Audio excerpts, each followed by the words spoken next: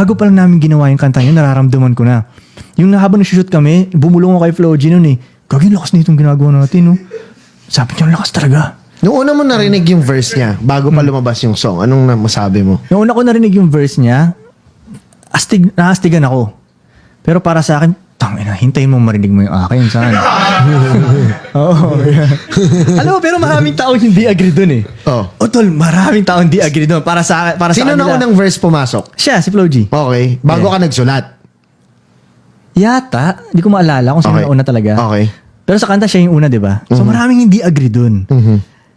Totoo naman talaga eh. Magaling yung kay Floji. Hindi ko maaano na magaling yung gawa ni Floji Oo. dun. Ganda naman, mga ganun-ganun niya dun, di ba?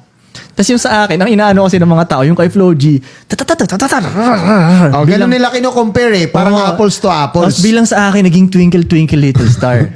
Di ba? So parang sa ano ba yan? Biglang ganyan. Totoo nga. Oh. Pero bakit memorize niyo yung akin? Bakit pag pumasok na yung two joints sa atin lang, bakit lahat yun memorize nyo? Oh. Kaya nga memorize natin lahat yung Twinkle Twinkle Little Star. At yung Happy Birthday, yung daling tandaan. Oo din. Oo din. So pasimplihin mo na lang. Kaysa sa, gaganon-ganon pa ako.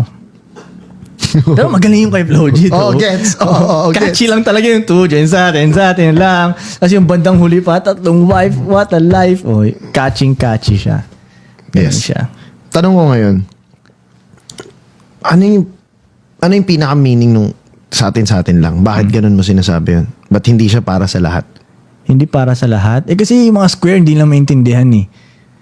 So hindi na para sa inyo yan. Para lang sa mga nakakaintindi sa akin. So medyo smart na ano. Yung mga nakikinig talaga sa akin, tol, hindi mo makita sa comment section yun. Hindi sila masyadong ma-comment.